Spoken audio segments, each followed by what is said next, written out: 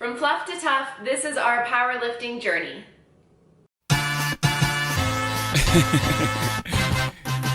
Yeah, big. Talk your shit. Partner, let me upgrade you. How you gonna upgrade me? It's higher than #1. Hey strong friends, it's Courtney, and this is my friend Mark. Hello. We are talking today about our powerlifting journey together. So Mark came to me a few months ago, and we've been kind of friends since high school-ish. Yep. Played football with your brother. Yeah. So he came to me, he wanted to do some macro tracking, work together on flexible dieting, lose body fat, maintain strength because he is a power lifter. He does have good strength, so we definitely want to focus on that. Drop into a lower weight class and smash some records. So this is the intro of what we've been doing, what we plan on doing, and what we hope to accomplish over the next few months. Why did you want to start working with me? Main reason why I want to start working with you is most of the people I know are bodybuilder and physique competitors, so their diets are more towards the looking good. Not performing good. So I wanted somebody that understood powerlifting, not wanting to look good on stage. So you're really the only person I knew and trusted for that. That's nice. So that's why I came to you. I don't really care about looking good. Doesn't matter how good you look if you have a 600-pound bar on your back. So yeah, that's true. That's the reason why I came to you. Perfect. And I like flexible dieting, even though I don't know what to eat yet, but hey. So Mark never did flexible dieting before he came to me. A few months ago, I had kind of given him a rundown of what flexible dieting was. So just because you aren't into flexible dieting doesn't mean you can't get into it, and it doesn't mean that it doesn't work. What I did is I got Mark to track basically his food intake for a few days. He eats the same thing almost every day, so it was easy. I didn't need like a week-long average. From there, I set his macros. So we set Mark up on training days and rest day macros, so he's doing carb cycling.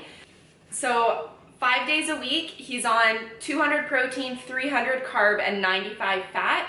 2 days a week, he's on 185 protein, 260 carbs, and 85 fat. So his rest days, his macros are a little bit lower. He's using the extra calories on his training days to fuel his workouts, which is obviously working.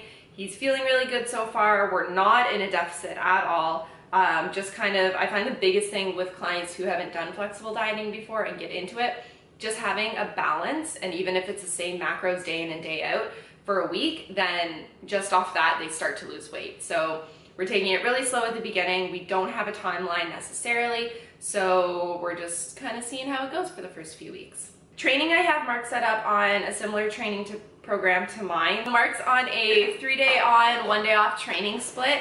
He's doing squat, bench press, mostly sumo deadlifting. We're gonna kind of focus on that for the first 4-week phase, see how it goes.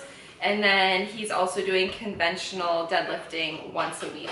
So 3-day squat, 3-day bench, 2 days sumo, 1 day conventional. He's doing lots of accessory work. We're working on pauses and all the movements, just focusing on commands, making sure lockouts and everything, and squat depth are there. Again, lots of accessory work, lots of percentages. So we're doing daily undulating periodization, which means your percentages are varying each day. You're not doing like your 1 rep max every day, because that fries our central nervous system. And Mark knows firsthand from experience that when you try to go really, really heavy all the time, your CNS burns out, right, Mark? Never. He's doing like deadlift for 2 hours over here. That was before we got into my programming. Well, yeah, deadlifting is We so don't much do that fun anymore. So it has been 2 weeks since we started macros, and we just finished week 1 of training. And how's everything so far? What are you noticing, like, difference? Are you feeling different?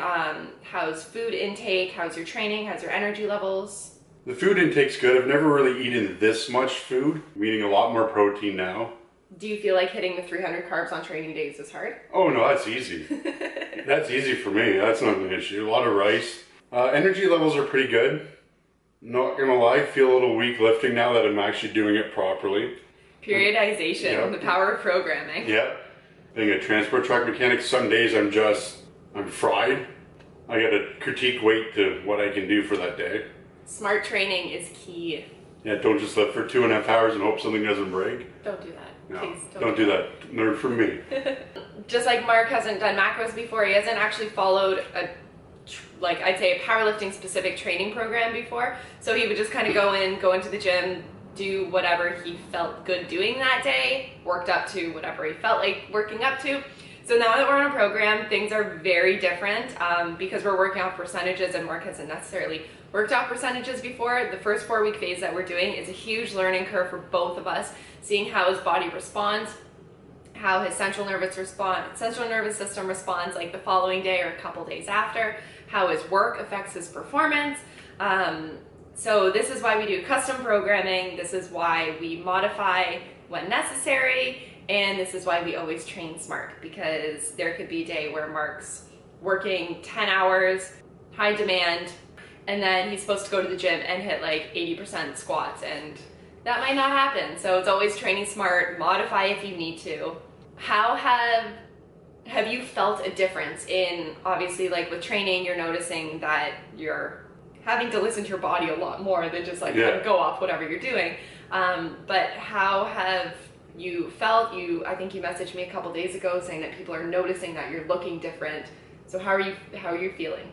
Pretty good. Energy levels are definitely up. Thinking is better now that I'm not frying myself every day, which is always good. Are you feeling muscle soreness like the next couple days? Oh yeah, I think my legs have been sore for a week now. The crazy woman has me squatting every 2 days. I like it though. Not sorry. Yeah, don't be sorry. So far it's good. Doing a lot more cardio apparently. Yeah, we do volume on intro phases. Yes, a lot more cardio. I've had a lot of friends come up to me and said they started noticing a difference already, which is always good. I like that. That's nice. I think I'm about 10 pounds down. 10 pounds in 2 weeks. Now we know that losing weight, it's going to be easier at the beginning. Usually a lot of the weight loss that comes off at the beginning is water retention. And like I said before, Mark is by no means in a caloric deficit. He said he's struggling to kind of get the food in right now. So yeah, what we want to do is decrease as much body fat as possible, maintain your strength, maintain muscle mass, and cut as little calories as possible, which is ultimately what we're doing. So losing 10 pounds at the beginning is a lot. A lot of it probably is water retention or just some like tissue or whatever. Remember that progress is not linear, so you are going to have fluctuations on a daily, a weekly, a monthly basis. You're going to go up, you're going to go down. This is why plateaus happen. And this is why we do flexible dieting, so we can kind of manipulate your macros instead of just constantly like slashing calories. And hopefully if we keep going, say in like 16 weeks, we cut Mark down and then we can start reversing him a little bit more. So say we do have to cut his calories as his weight loss goes down, then we can slowly reverse him, hoping to fuel his metabolism a little bit more, increasing his calories, which is nice again. So eating more, training harder, lifting heavier, so we're not breaking down as much muscle mass. What are your future goals? Where do you see yourself in 6 months with all of this? Being able to see my feet. I want to compete in October, hopefully in a weight class where I don't have to squat 1,000 pounds, and just be healthier. I'm getting old and carting around a 300-pound frame isn't good. Just enjoying life a little bit more, of not being fried, not being able to having the lifter brain. Finding a balance. Finding a balance of not deadlifting or squatting for 2.5 hours. Eating at the works twice a week and having abs. Yeah, when do I get to do that? I got abs. They're under there. They're in the cooler. They just have the protective layer. And they're still in the case. Yeah. That's what I like. A protective case. Yeah, why have a six-pack when you can have a keg? Because six-packs... I'll keep my six-pack, thank you. Yeah, you keep the six-pack out and I'll get there with you. I love the keg. Okay, so 6-month goals, just being healthier, finding a balance, which is really what flexible dieting is all about, just having a really good balance. Getting into powerlifting, maintaining as much strength as possible with all of his lifts, maybe even improving on his 1RMs a little bit. Again, we're going to see how it goes. We're going to go through programming phases, so usually about 4 to 6 week phases depending on how his workload is and how he performs in the gym, how everything goes, kind of take it like week to week. So this is going to be like, we'll do a few series, maybe we'll go every like 2 months or something, just do like an update. If you want to search the hashtag fluff to tough, I don't know if anyone has it, we're going to use it. So if you've seen it on my Facebook page, I have been posting a little bit about it. So this is kind of our intro and welcome, and this is the release of what we're doing. So over the next few months, you will see more of our fluff to tough journey. And thank you for watching. Have an awesome day, guys. Bye. Bye.